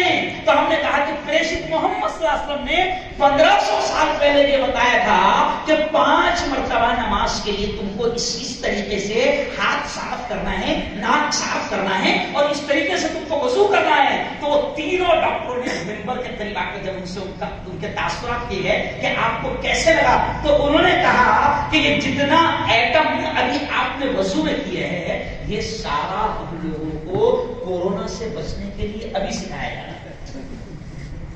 اور ہم کو کب سکھایا گیا؟ ارے بولو. پھر ڈاکٹر صاحب نے کیا بتایا سنو. پہلا کورونا تھا, ڈاکٹر صاحب نے بتایا کہ دیکھو ابھی یہ بتایا جا رہا ہے کہ پہلے کورونا آتا ہے تو وہ ناک میں 2 دن رہتا ہے. اب مسلمان کیا کر رہے ہیں؟ ارے بولو نا, ناک میں پانی چڑھا رہا ہے. پھر اس کے بعد میں کہا کہ 3 دن حلق میں رہتا ہے. تو یہ کیا کر رہا ہے؟ تو اب سائنس یہ کہتی ہے کہ پہلے 2 دن ناک میں رہتا, بعد میں 3 دن حلق میں رہتا, بعد میں پھیپڑوں میں جاتا. تو مسلمان جب اس کو ناک میں رہنے دے رہا تو حلق میں کہاں جائے گا, اور جب حلق میں نہیں رہنے دے رہا تو پھیپڑوں میں کہاں سے جائے. ارے بولو تو کتنا آسان ہے بھی, کتنا آسان ہے. بہت الگ اسٹائل میں آج آپ کو سمجھا رہا ہوں کہ اللہ کے بندو سمجھو اس بات کو. اللہ نے غیروں کو سمجھا دیا کورونا کے ذریعے سے کہ اسلام کی تعلیمات کتنی اچھی ہے. اور ایک تعجب کی بات, ارے تمہارے کھانے کی اہمیت بھی کورونا نے سمجھا دیا. نہیں سمجھے, نہیں سمجھے, نہیں. تمہارے کھانے کی اہمیت بھی کورونا نے سمجھا دیا. برہمن ڈاکٹر بھی کورونا کے مریض کو جب ڈسچارج کر رہا ہے 10 دن کے بعد 8 دن کے بعد, تو چٹھی پر لکھ کر دے رہا ہے یہ کھانا. نہیں سمجھے, ابھی سمجھے تھوڑا سا, ابھی تھوڑا سا سمجھے. تو اللہ نے یہ بھی سمجھا دیا ان کو کہ یہ مسلمان ہے نا, ہر چیز اوریجنل کرتے ہیں. ان کے وضو میں بھی کورونا سے بچاؤ اور ان کے کھانے میں بھی بچاؤ. ارے بولو کورونا سے بچاؤ. ابھی دیکھو یہ ابو بیٹھا صاحب نے میرے, میں نے 5 دن پہلے اس کے ڈھابے پر کھانا کھا کے گیا, مناب بھائی کوروا والے. ان سے میں نے پوچھا, میں نا میں ایکچولی جانکاری لیتے رہتا ہوں. آدمی نے, میرے استاد مولانا علی میاں جی کہتے تھے کہ قبر میں جائے تک کہ تم اسٹوڈنٹ ہو, قبر میں جائے تک تم طالب علم ہو, سیکھتے رہو. ایسا نہیں کہ تم مفتی بن گئے, جنرل والے لیتے رہا کرو. تو میں نے ابو سے, مناب بھائی سے ان سے پوچھا کہ تمہارے ڈھابے پر جو گراہک آتے ہیں تو یہ سب اپنا ایریا ہے, مسلمانوں کا تو بہت آتے, مسلمان بہت آتے ہوئے. تو انہوں نے بتایا مفتی صاحب 90% ان پر چل رہا. آ گیا سمجھ میں, سب سمجھ میں آ گیا کہ اور بولو تھوڑا بہت. ارے تمہارے کھانے کی اہمیت اللہ نے دنیا کو سمجھا دیا, تمہاری نمازوں کی اہمیت اللہ نے دنیا کو سمجھا دیا. نماز کی اہمیت آپ کو معلوم ہے, ایک ہندوستان میں بابا ہے 1.5 آنکھ والا, معلوم ہے دیر آنکھ والا بابا ہے. اس نے مجھے ایک پروگرام میں بلا لیا, چیف گیسٹ بنا کر, مہمان خصوصی بنا کر, وہ بلاتا نہیں کسی کو, سمجھ جا. تو اس نے مجھے ایک پروگرام میں بلا لیا, تو میں نے اس کے پروگرام میں نماز کی اہمیت بیان کر دی, کیونکہ وہ ایسا کرا تھا. اب اس نے مجھے پروگرام میں بلا لیا, تو اس کا انٹرنیشنل پروگرام ہوتا ہے. یہ جو بیٹھے نا آپ لوگ, تو اس کے ہاں پروگرام میں پہلی لائن میں بیٹھنے کے 1 لاکھ رہتے ہیں. جو پہلی لائن میں بیٹھتے ہیں 1 لاکھ, دوسری لائن میں 50,000. سمجھ جائے. تو ایسے بڑے بڑے بابا ہمارے گاؤں میں, ملک میں ہے. تب اس نے مجھے بلا لیا, میں نے پوری نماز کی اہمیت بتا دیا. تو دیکھو اس کا انٹرنیشنل چینل چلتا ہے, لائیو چلتا ہے اس کا پروگرام. آخر میں نے نماز کی اہمیت ایسی بیان کیا کہ اس کو خود کو کہنے لگا, وہ خود کہنے لگا کہ دیکھو بھائی, جو مسلمان, بابا خود کہنے لگا, جو مسلمان 5 وقت کی نماز پابندی سے پڑھتا ہے, اس کو یہ میری آڑی ٹیڑھی ایکسرسائز کرنے کی ضرورت نہیں ہے. اور پھر دھیرے سے میرے کان میں کہنے لگا, مفتی صاحب یہ پوری میری ورزش نماز سے نہیں ہوئی ہے. آپ غور کرو, آپ کبھی ورزش پر غور کرو. ارے تمہاری نمازوں میں اللہ نے تمہارے لیے دنیا کا بھی اور آخرت کا بھی پیغام رکھا ہے. تمہارے وضو میں اللہ نے اس وقت کورونا سے بچاؤ رکھا ہے. تمہارے کھانوں کی اہمیت اللہ نے دنیا کو سمجھا دیا ہے. اور بس اب اور سمجھ لو, آخری باتیں کرتے ہوئے کہ یاد رکھو اب کورونا نے ہم کو کیا سمجھایا, مسلمانوں کو کیا سمجھایا, کورونا نے ہم کو کیا سمجھایا, کورونا نے مسلمانوں کو کیا سمجھایا. مسلمانوں, کورونا نے ہم کو یہ بتایا, جیسے نبی نے کہا تھا کہ عقل مند وہ ہے جو مرنے سے پہلے مرنے کی تیاری کر لے. آج اللہ کی قسم کھا کر میں یہ بات کہہ سکتا ہوں کہ کورونا نے ہم کو یہ دکھا دیا کہ ہٹے کٹے نوجوان بھی کورونا میں ہم نے اپنی آنکھوں سے تڑپتے ہوئے مرتے ہوئے دیکھا. ہٹے کٹے جوان, باڈی بلڈر, 6 پیک, 6 پیک بولتے ہیں اس کو, 6 فٹ لیا, 6 پیک ہٹے کٹے جوانوں کو ہم نے دم توڑتے دیکھا ہے. میں یہ کیوں بول رہا ہوں کہ یارو کورونا نے ہم کو بتا دیا کہ اب زیادہ غافل رہنا بے وقوفی ہے. اب زیادہ غافل رہنا بے وقوفی ہے. ایک زمانہ تھا مولانا کہ 90 سال کا 100 سال کا بوڑھا بھی, میں اکثر یہ بات کہتا ہوں میرے بیان میں کہ 90 سال کا 100 سال کا بوڑھا بھی ایک زمانہ تھا کہ وہ ہمت کے ساتھ, کانفیڈنس کے ساتھ کہتا تھا کہ میرا ابھی کچھ نہیں ہوا, ابھی تو میں پوتی کی شادی دیکھوں گا, نواسی کی شادی دیکھوں گا. لیکن کورونا نے ایسے حالات پیدا کر دیا کہ ہٹا کٹا جوان بھی یہ کہہ سکتا ہے کہ میں نوساری جاؤں گا, واپس آؤں گا. کیوں؟ اس لیے کسی شاعر نے کہا ہے نا کہ گھر سے نکلو تو پتہ جیب میں رکھ کر نکلو,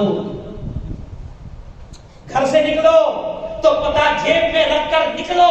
حادثے چہروں کی پہچان بدل دیتے ہیں. او جوانوں, او برما کے میرے بھائیوں, او نوساری کے, او سورت کے میرے جوانوں, او یارو, آج میں آپ سے ہاتھ جوڑ کر کہہ رہا ہوں کہ دیکھو کورونا نے یہ بتا دیا کہ کوئی کبھی بھی جا سکتا ہے. ہٹے کٹے لوگ ہسپتال میں گئے, اپنی ٹانگوں پر چل کر گئے, اور 2 دن کے بعد ICU سے مردہ لاشیں ان کی ہاتھوں میں آئی. کورونا نے بتا دیا کہ موت بہت قریب آ چکی ہے. اور آج بھی اگر ہم مرنے کی تیاری نہ کریں, اپنے آپ کو گناہوں سے نہ بچائیں, اپنے آپ کو موبائل کی گندگیوں سے نہ بچائیں, اپنے آپ کو دنیا کی گندگیوں سے نہ بچائیں, تو ہم سے زیادہ بدنصیب اور پاگل اور بے وقوف کوئی نہیں ہو سکتا. کورونا نے ہم کو بتا دیا. آج میں آپ سے اپیل کر رہا ہوں کہ اللہ کے بندو, جب ابھی سونے جاؤں گی, پورا موت پر یاد میں بیان کر دیا, ابھی سونے جاؤں گی, سونے کی دعا کیا ہے؟ بولو ذرا لوگ سے, یہ سونے کی دعا ہے. اللہم بسمک اموت و احیا, یہ سونے کی دعا ہے. لیکن کمال کی بات ہے اس میں سونے کا لفظ ہے ہی, میں ہمیشہ سمجھاتا ہوں مولانا سونے کی دعا ہے, سونے کا لفظ نہیں, یعنی اس میں کہیں تو ہونا چاہیے تھا اللہم آئی ایم سلیپنگ، اللہ میں سو رہا تو سونے کی دعا ہوتی. لیکن کمال کی بات ہے کہ سونے کی دعا میں سونے کا لفظ ہے ہی نہیں، اور اٹھنے کی دعا میں بھی اٹھنے کا لفظ ہے ہی نہیں. سونے کی دعا میں مرنے کا لفظ ہے اور اٹھنے کی دعا میں زندہ ہونے کا لفظ ہے. دیکھو جو سونے کی دعا ہے اللہم بسمک اموت و احیا، کیا مطلب اس کا؟ اے اللہ بسمک تیرے نام سے اموت میں مر رہا ہوں. دعا ہے سونے کی، لگری مرنے لگری کا ہے، ارے بولو مرنے کی، حالانکہ مرنے کی کوئی دعا نہیں سمجھ لیا. دعا ہے سونے کی لیکن الفاظ کیا؟ اللہم بسمک اموت، اے اللہ میں تیرے نام سے مر رہا ہوں. اور اٹھنے کی دعا میں بھی غور کرو الفاظ کیا ہے؟ الحمدللہ الذی احیانا، اے اللہ تعریف ہے اس اللہ کے لیے، تعریف ہے اس اللہ کے لیے الذی احیانا جس نے ہم کو زندہ کر دیا، بعدما اماتنا ہمارے مار دینے کے بعد. یعنی اٹھنے کا لفظ نہیں ہے اور سونے کی دعا میں سونے کا لفظ نہیں. تو علماء نے لکھا ہے کہ جب آپ ابھی سونے جاتے ہو نا تو سونے نہیں جا رہے ہو، اصل میں آپ اور ہم مر جاتے ہیں. حالانکہ کچھ لوگوں کو میں کہتا ہوں زندگی سے اتنا پیار ہے کہ اگر ان کو پتہ چل جائے کہ سوتے وقت سوتے نہیں مرتے ہیں تو سوئیں گے نہیں. حالانکہ حقیقت یہ ہے کہ آدمی سوتا نہیں ہے، مر جاتا ہے، اور جب صبح ہوتی ہے نا تو اللہ والے کہتے ہیں کہ یہ روح، یہ نفس، یہ جان جب صبح ہوتی ہے تو پھر اللہ سے اجازت مانگتی ہے، اے اللہ 9 سالی سے آئی تھی جاؤں، سمجھا؟ اے اللہ 5 سال سے آئی تھی جاؤں. اب اللہ نے اجازت دے دیا تو یہ 8 بجے برس کرتا. اللہ نے اگر اجازت دے دیا تو یہ 8 بجے برس کرتا. سمجھے؟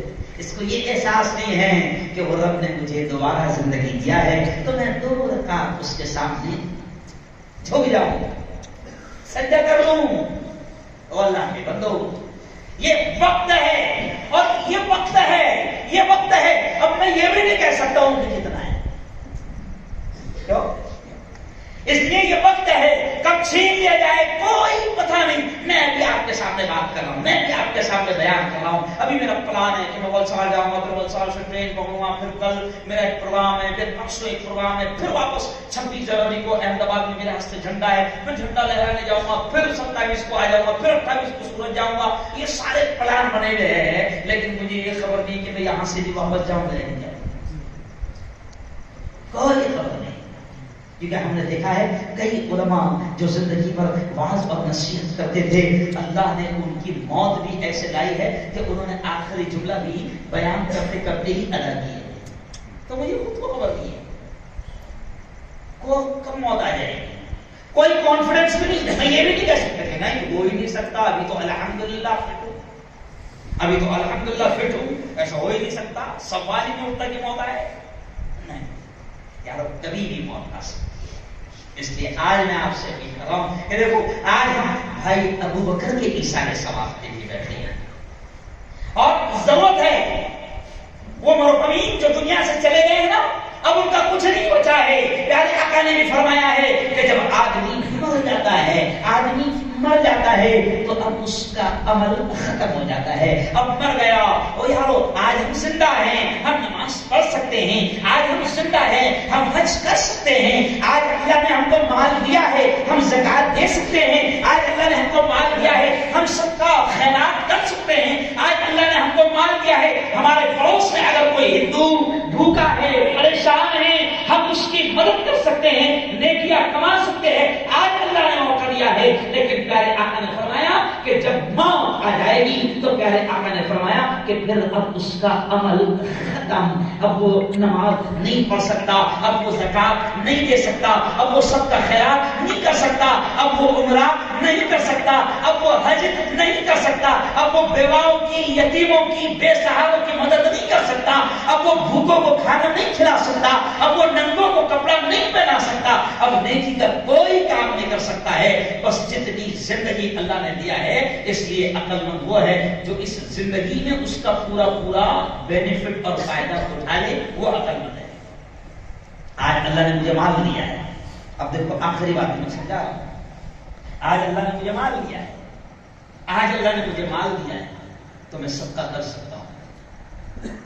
کورونا کے موقع پر اللہ نے آپ لوگوں سے جو کام لیا، وہ جو میں کہہ رہا تھا بھول گیا میں کہ فرق کیا پڑا بنانا، کہ جب لاک ڈاؤن لگا اور جب ہندو بھائی اپنے گھروں کو جا رہے تھے، کیوں یو پی، بہار، نوساری سے، واپی سے، بمبئی سے، سورت سے جب جا رہے تھے، ہمارے مہاراشٹر سے، تو ہم لوگوں نے خود 10 دن تک کے ہم لوگوں نے ہائی وے پر باقاعدہ ٹینٹ لگایا، اور ٹینٹ لگا کر وہاں پر پوہا، کیلے، سیب، فروٹ، ناشتہ، کھانے کا سامان، پانی کی بوتلیں، بچوں کے لیے دودھ، یہ ساری چیزیں رکھی۔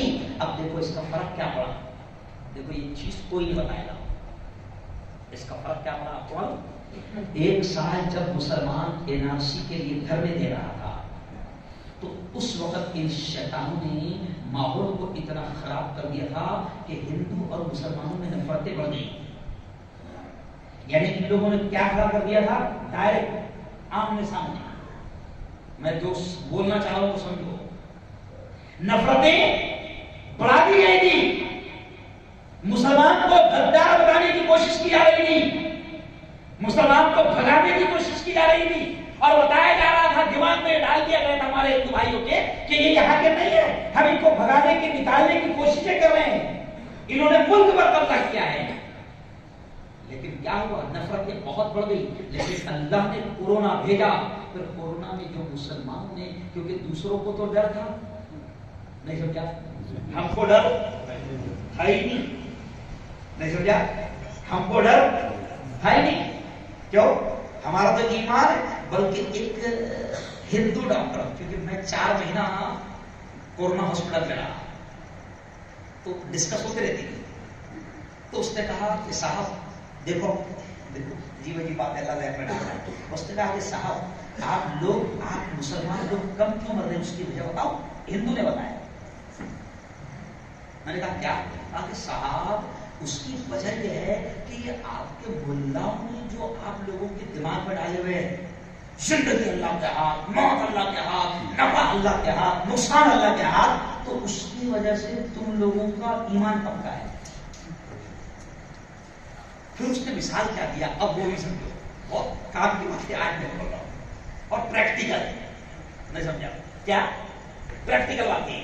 تو اس نے کہا کہ صاحب تمہارے مریض آ بھی رہے ہیں تو 90% اچھے ہو کر جا رہے ہیں، 90% اچھے ہو کر جا رہے ہیں، تو اس کی وجہ کیا ہے؟ تو اس نے کہا کہ ہم نے تمہارے مریضوں کو دوا دیتے وقت جب ان سے ہم ڈسکس کرتے تھے، دیکھو ڈاکٹر کیا کر رہے ہیں، ہم ان سے جب بات چیت کرتے تھے تو تمہارے کئی مریضوں کو ہم نے یہ کہتے ہوئے سنا، ڈاکٹر صاحب دیکھو اسٹائل دیکھو، ڈاکٹر صاحب آپ سے علاج کرو، یہ دوا میں کچھ نہیں رکھا ہے جب تک کہ وہ نہیں چاہیے۔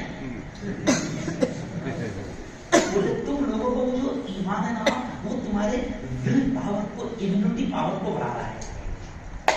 بہت بڑی بات ہے کون، یہ آج جو ہم کو مسجدوں میں ملا لوگ بولتے ہیں نا ہمارے جیسے، ہے نا، تو وہ ڈاکٹر کہہ رہے ہیں کہ تمہارے ملاؤں نے جو تمہارے لوگوں کو دماغ میں ڈالے ہوئے نا، تو وہ ایمان تم کو بچا رہا ہے۔ اور ہمارے لوگوں کا کیا ہے، اب دیکھو ہمارے لوگوں کا کیا ہے، اس نے مثال دیا،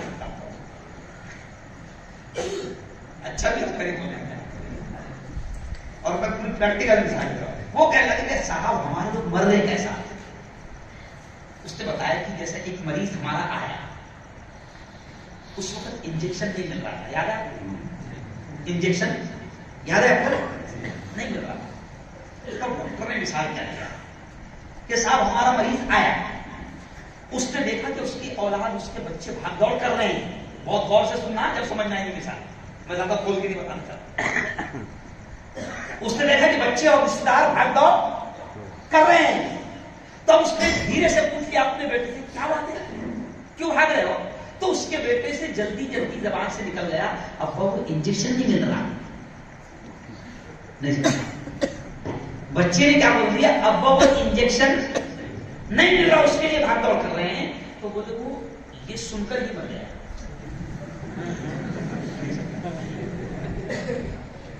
बात समझा?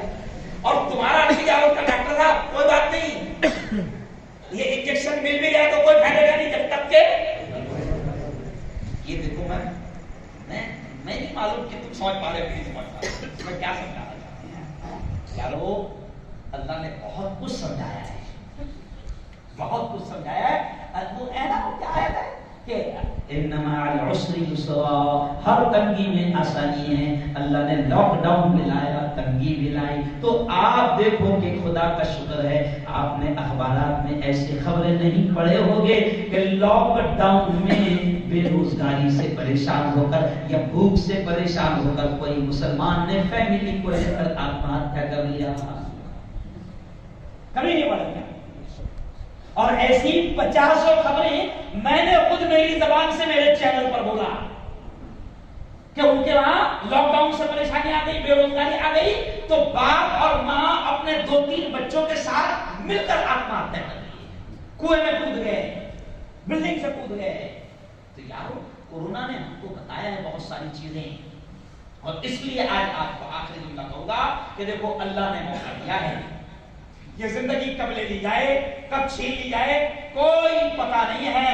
इसलिए तय करो कि इंशाअल्लाह, मुझे दोनों हाथ उठाकर यकीन दिलाओ कि मुफ्ती साहब इंशाअल्लाह पूरी कोशिश करेंगे, 5 वक्त की नमाजें हम पढ़ेंगे। दोनों हाथ उठाकर जरा मुझे बताओ, कोई मुश्किल नहीं, कोई मुश्किल नहीं। अच्छा, आपने इरादा किया ना, तो अल्लाह का वादा है, तुम इरादा करो तो मैं मदद नहीं करूंगा। अच्छा एक बात बताओ, अब मौलाना मैं तो अभी चला जाऊंगा, अभी यहां से निकल जाऊंगा, अल्लाह कहाँ ले जाए नहीं मालूम, समझ गया? यहां से चला जाऊंगा, लेकिन अब मुझे जितने लोग यहाँ पर अब आके बैठे हैं वो दोनों हाथ उठाकर बताओ इंशाअल्लाह, यकीन दिलाओ। देखो जैसे मैं खुश हो जाऊंगा, मेरी बात आप सुन रहे हो और आप हाथ उठा रहे, मैं खुश हो जाऊंगा, ऐसे वो रब भी खुश होता है। वो हर जगह मौजूद है, वो हर जगह मौजूद है। ये देखो आज आप बयान सुन रहे हो, मुझे दोनों हाथ उठाकर यकीन दिलाओ इंशाअल्लाह मुफ्ती साहब हम फजर में रहेंगे।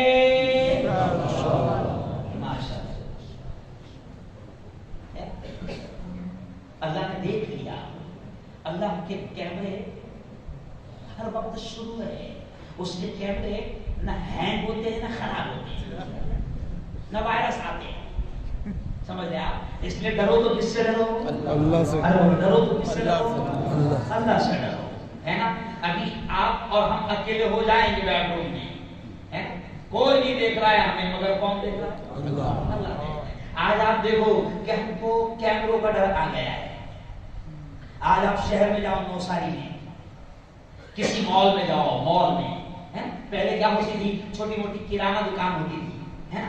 आप जो मांगे वो देता था, आप जो मांगे वो देता था, आप जो मांगे वो देता था। अभी किराना दुकान नहीं है, अभी मॉल है। आपके हाथ में थैली है, आपके हाथ में ट्रॉली है, जो लग रहा है उठा उठा। बात सही है ना भाई? बात सही है ना? मगर ट्रॉली में डाल रहा है, नहीं समझे? कहाँ डाल रहा है? ट्रॉली में। जेब में डाल रहा है, वजह कैमरा वहां लिखा हुआ है खबरदार आप कैमरे की नजर में हैं। क्या लिखा हुआ? खबरदार आप कैमरे की नजर में, है ना? मैं अक्सर बात कर सुनाता हूँ, मैं गाड़ी से जा रहा था तो मेरे ड्राइवर ने गाड़ी रोक दिया एक चौराहे पर, सिग्नल पर ड्राइवर ने गाड़ी रोक दिया, मैं रुक गया, मुझे देखकर और भी 2-4 गाड़ियां सब रुक गई। अब एक सादे ड्रेस में पुलिस वाला दूर खड़ा था, मुझे देख रहा था, और मुझे तो पहचानती है सब, ऐसे आदमी को बोलना पहचान, तो मुझे पहचानती है। तो वो पुलिस वाला दूर खड़ा देख रहा था, तो उसने देखा कि मुफ्ती साहब रुक गए हैं और भी लोग रुक गए हैं, और सिग्नल बंद था, सिग्नल بند تھا. تو وہ پولیس والا قریب آ کر میرے پاس میں آیا اور کان میں کہنے لگا مفتی صاحب آپ بھی رک گئے کیمرے کو دیکھ کر, کیونکہ ڈرائیور نے بولا کہ مفتی صاحب کیمرہ لگا ہوا ہے اور ابھی ڈیجیٹل انڈیا ہو گیا. انڈیا کیا ہو گیا؟ ڈیجیٹل ہو گیا. گھر پہ پاؤتی,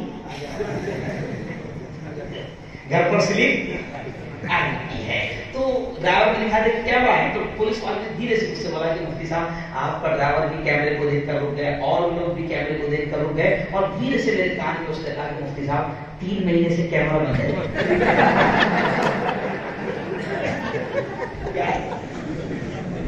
نہیں سمجھا؟ 3 مہینے سے کیمرہ بند ہے. تو بند کیمروں میں اتنا ڈر, بند کیمروں کا اتنا ڈر, اور جس کا کیمرہ ہر وقت آن ہے, جس کا کیمرہ میرے بیڈ روم میں بھی ہے, جس کا کیمرہ میرے بنگلے میں بھی ہے, جس کا کیمرہ باتھ روم میں بھی ہے, جس کا کیمرہ ہر جگہ ہے, جو ہر جگہ دیکھ رہا ہے, جو اپنے بارے میں یہ کہتا ہے کہ میں سب دیکھ رہا ہوں, میں حاضر بھی ہوں ناظر بھی ہوں, ہر جگہ موجود بھی ہوں, ہر چیز کو دیکھ بھی رہا ہوں. افسوس ہے کہ آج ہم کو اس کا ڈر, اگر اس کا ڈر ہو گیا اللہ کی قسم نہ زنا کرنے کو دل چاہے گا, نہ کسی کو دھوکہ دینے کو دل چاہے گا, نہ کسی کا مال دبانے کو دل چاہے گا, نہ جھوٹ بولنے کو دل چاہے گا, نہ کسی کے ساتھ غداری کرنے کو دل چاہے گا, نہ بیوی پر ظلم کرنے کو دل چاہے گا, نہ ماں کے ساتھ اونچی آواز میں بات کرنے کو دل چاہے گا, نہ باپ کے ساتھ بدتمیزی کرنے کو دل چاہے گا, نہ پڑوسی کو ستانے کو دل چاہے گا. اور اگر اللہ کا ڈر ہے تو پھر اپنی طاقت کا کبھی غلط استعمال کرنے کو دل نہیں چاہے گا. اگر اللہ کا ڈر ہے تو یہ تمام چیزیں خود بخود کنٹرول ہو جائے گی.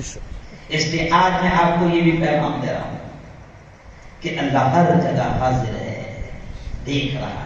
بلکہ میں اب وہ آیت بھی آپ کو بتا دوں جو میں نے شروع میں پڑھا, میں نے خاص طور سے وہ آیت پڑھا کہ اللہ لا الہ الا هو الحی القیوم لا تأخذه سنۃ ولا نوم, کہ اللہ کہتا ہے, اللہ اپنے بارے میں اپنا انٹروڈکشن اللہ کرواتا ہے کہ میرے بندوں میں کون ہوں. اللہ کہتا ہے میں وہ ہوں لا تأخذه سنۃ ولا نوم, میرے بندوں نہ مجھے اونگ آتی ہے نہ مجھے نیند آتی ہے. یہ جملہ میں کیوں سمجھا رہا ہوں, جمعہ میں بیان کرنا اس جملے کا, ابھی یہ بات میرے یاد آ گیا پھر اصل میں کہ اللہ کہتا ہے لا تأخذه سنۃ ولا نوم, کہ میرے بندوں نہ مجھے اونگ آتی ہے نہ مجھے نیند آتی ہے. میرے بھائی ابھی جو ملک کے موجودہ حالات چل رہے ہیں, پوری دنیا کے جو حالات چل رہے ہیں, یہ حالات ایسے ہیں مولانا کہ ابھی تو کچھ مسلمان آپس میں یہ باتیں بھی کرنے لگ گئے ہیں کہ نعوذ باللہ, صدقہ نعوذ باللہ, اللہ معاف فرمائے.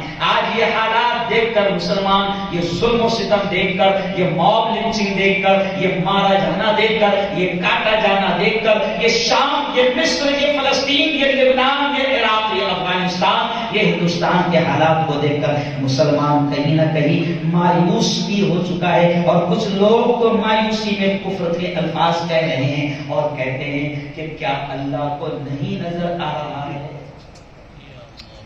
کہتے ہیں کچھ کہ کیا اللہ کو دکھ رہا نہیں, کیا اللہ کو نظر نہیں آ رہا. آؤ میں پورے ملک میں چیلنج کے ساتھ یہ کہہ رہا ہوں کہ نہیں, اللہ سویا ہوا نہیں ہے, اور سونا تو دور کی بات, اللہ کہتا ہے کہ مجھے اونگ بھی نہیں آتی. یعنی یہ آیت ہمیں یہ خبر دے رہی ہے اور مسلمانوں کو یہ پیغام دے رہی ہے کہ تم یہ مت سمجھنا کہ ظالم دندناتے پھر رہے ہیں, قاتل دندناتے پھر رہے ہیں, نبی کے گستاخ دندناتے پھر رہے ہیں, انہیں گرفتار بھی نہیں کیا جا رہا ہے, ان کو سزائیں بھی نہیں دی جا رہی ہے. یہ موت لنچنگ کرنے والے گنڈے, آتنکوادی, قاتل یہ دندناتے پھر رہے ہیں, ان کو سزائیں بھی نہیں ہو رہی ہے. اگر یہ ظالم فلسطین میں خون بہا رہے ہیں, معصوموں کی جان لے رہے ہیں, بیت المقدس کی توہین کر رہے ہیں, بے عزتی کر رہے ہیں, مسلمانوں کا جان مال اور مسلمانوں کا خون پانی سے زیادہ سستا ہو گیا ہے, کاٹا جا رہا ہے, مارا جا رہا ہے, تو کہ نعوذ باللہ نعوذ باللہ, اللہ سویا ہوا ہے, اللہ کو نظر نہیں آ رہا ہے, اللہ کو نہیں دکھ رہا ہے. بالکل نہیں. لا تأخذه سنۃ ولا نوم, نہ اس کو اونگ آتی ہے نہ نیند آتی ہے, وہ سب دیکھ رہا ہے. فلسطین میں کیا ہوا ہے اللہ دیکھ رہا ہے. جی ہاں, کشمیر آسام میں کیا ہوا ہے اللہ دیکھ رہا ہے. गुजरात और महाराष्ट्र में क्या हो रहा है प्यारे मुल्क, भारत में क्या हो रहा है अल्लाह देख रहा है। तो मैं जालिमों को भी कभी डायरेक्ट कहता हूं कि ये मत समझो कि अल्लाह नहीं देख रहा है, अल्लाह सब देख रहा है। और मुसलमानों से भी कह रहा हूं मैं इस आयत को सामने रखने के मायूस मत होना, अल्लाह को सब खबर है, लेकिन अल्लाह का सिस्टम है। अल्लाह ने फिरौन को तबाह किया, अल्लाह ने शद्दाद को तबाह किया, अल्लाह ने कारून को तबाह किया, अल्लाह ने नमरूद को तबाह किया। ये तो वो थे कि इनके पैरों की जूतियों की धूल का मुकाबला ये सीएम और पीएम नहीं कर सकते। ये वो रद्दी महारती थे। तो मुसलमान अभी मायूसी का हालत छाया हुआ है। और मौलाना मैं इस वक्त पूरे मुल्क में एक ही काम कर रहा हूँ, सबसे पहला काम ये कर रहा हूँ कि मुसलमानों हौसला बढ़ाओ। और उलमा से भी मैं कह रहा हूँ जगह जगह जाकर कि ये उम्मत पहले मरी हुई है, इसको और मत मारो। नहीं समझा? ये डरी हुई कौम है, ये दबी हुई कुचली हुई सहमी हुई कौम है, इसको और जुल्म सुना के इसको और मत मारो। बल्कि मैं आपको हौसला दे रहा हूं कि कोई बात नहीं, कोई फिक्र की बात नहीं, जालिमों के जुल्म से अल्लाह मुझे खबर नहीं है, सब खबर रखता है। अल्लाह को खबर है कि कहां क्या हो रहा है। और मैं जालिमों से भी कह रहा हूं कि याद रखो, अल्लाह से पंगा मत लो। बल्कि एक और अहम बात याद आने, वैक्सीन आई, 1 साल लगा वैक्सीन आने, बोलो सच बात, कितने लगा? 1 साल लगा वैक्सीन आने, है ना? लेकिन कमाल की बात, पहली वैक्सीन 1 साल के बाद आई, और पहली वैक्सीन जैसे ही आई मौलाना, तो 4 दिन के बाद में एक और खबर आई कि ब्लैक फंगस भी आ गया। सुने आपने? क्या आ गया? Black fungus. ब्लैक फंगस 2 दिन तक की खबरें आई कि तीसरे दिन और एक खबर आ गई। मैं तीसरे दिन खबर बोल रहा था मेरे चैनल पर कि ब्लैक फंगस आ गया, और ब्लैक फंगस ऐसा होता है वैसा होता है, वो कोरोना की तरह ऐसे फैल रहा है वैसा फैल रहा है। मैं खबर बोल रहा था मेरे चैनल पर, तो मेरे सामने मेरी रिपोर्टर एक हिंदू बेटी है वर्षा नाम की, वो बैठी हुई थी। तो मैं जैसे ही ब्लैक फंगस की खबर सुना रहा था तो वर्षा मार्केट से आई, और मार्केट से आई मतलब मेरी रिपोर्टर है, तो वो फौरन मुझे बीच में टोक कर करने लगी, मुफ्ती साहब येलो फंगस भी आ गया।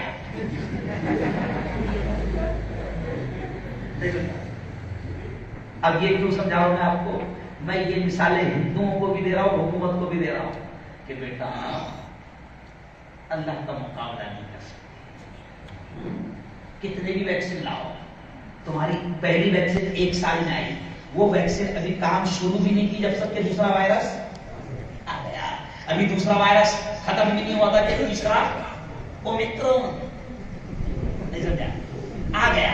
तो मैं हिंदुओं से भी कह रहा हूं, और हुकूमत से भी कह रहा हूं, और इंटरनेशनल आतंकवादियों से भी कह रहा हूं जो शाम और फलस्तीन में मासूमों पर, मुसलमानों पर जुल्म कर रहे हैं, मौलाना मैं उनको भी डायरेक्ट कह रहा हूं। और अल्हम्दुलिल्लाह जो आदमी काम करता है ना, तो अल्लाह उसकी आवाज को पहुंचाता है, और मेरी आवाज माशाअल्लाह पहुंच भी रही है। चैनल अगर मेरा बंद करवाया जा रहा है तो इसका मतलब आवाज पहुंच रही है, नहीं समझा? लेकिन मैं भी क्या करता हूं, ये बंद करेगी दूसरा खोल लेता हूं, समझ रहे? अल्हम्दुलिल्लाह आवाज पहुंच रही है। तो मैंने इंटरनेशनल, देखो अब तुमको भी समझा रहा हूं, मैं इंटरनेशनल जालिमों से भी कहा, और हिंदुस्तान के जालिमों से भी मैं कह रहा हूं कि याद रखो, अगर मुल्क को बचाना हो और अपने पूरे प्यारे भारत को बचाना हो, हिंदू मुस्लिम सबकी जानों को बचाना हो, तो वैक्सीन तुम्हारा इलाज नहीं है। अगर तुम बचना चाहते हो तो बेहतरीन वैक्सीन है तौबा। क्या है? तौबा करो। ओ इंटरनेशनल जालिमों, तौबा करो। ओ भारत के जालिमों, अरे बोलो तौबा करो। तौबा करोगे तो यही बेहतरीन वैक्सीन होगा, वरना जुल्म करोगे तो एक से एक नए नए एटम, अरे बोलो, आते जाएंगे। और फिर आपको बुरा लगता है, मैं उनसे कहता हूं आपको बुरा लगता है, हम नहीं मारेंगे, नहीं समझा? हम तो कहते हैं जी और अरे बोलो जीने दो। और अल्लाह भी कहता है शांति से जियो, तो सब शांति शांति शांति। और ईमान वालों को सताओगे तो फिर बड़ा महंगा है। अल्लाह से दुआ करता हूं یہ جو کچھ بھی ٹوٹی پھوٹی باتیں اللہ نے ذہن میں ڈالی، اللہ تعالیٰ ہم سب کو سمجھنے کی توفیق نصیب فرمائے۔ بس ایک نصیحت، پہلی نصیحت میں نے کیا کیا؟ دیکھو آج تک کہو انشاءاللہ قبرستان جایا کریں گے، کہو انشاءاللہ۔ محمد یہ بات کوئی بتا رہا نہیں آج، بہت ضروری ہے۔ آدمی نے موت بھول گیا اس لیے گناہ کر رہا۔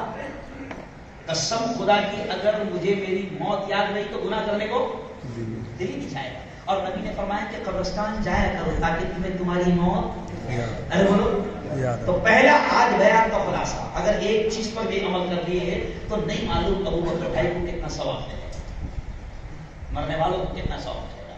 پہلی نصیحت میں آپ کو کرتے جا رہا ہوں، وقت ملے نا بلکہ کوشش کیا کرو، وقت ملنے والا ہے۔ وقت تو آج کل نکموں کے پاس بھی وقت نہیں ہے، نہیں سمجھا؟ قسم خدا کی جو نکمے ہیں ان کے پاس بھی وقت نہیں سمجھا؟ جو نکمے ہیں ان کے پاس بھی فی الحال وقت نہیں ہے، تو وقت ملے گا نہیں، وقت نکال کر قبرستان جانے کی کوشش کرو، کہو انشاءاللہ ہفتے میں ایک مرتبہ تو جایا کرو، ہے نا؟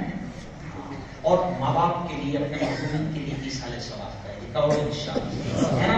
نمازوں کی پابندی کرے، کہو انشاءاللہ، ہے نا؟ اور آخری بات میں کہوں گا، کوشش یہ کرو، کوشش یہ کرو، کوشش یہ کرو کہ حرام لقمہ حلق میں نہ جائے۔ مولانا یہ بہت خطرناک چیز ہو رہی ہے، مسلمان محسوس نہیں کر پا رہا ہے، مسلمان غور نہیں کر پا رہا ہے، اور غیر محسوس طریقے سے محسوس بھی نہیں ہو رہا اس کو، غیر محسوس طریقے سے اس کے حلق میں حرام لقمہ اتر رہا ہے، اور حرام لقمہ جب اترتا ہے اللہ کی قسم تو پھر کعبے کا دروازہ پکڑ کر بھی دعا مانگو تو دعا حرام لقمہ حلق میں جائے، کوشش کرو، کرے گے انشاءاللہ۔ اللہ تعالیٰ ہم سب کو صحیح سمجھ نصیب فرمائیں۔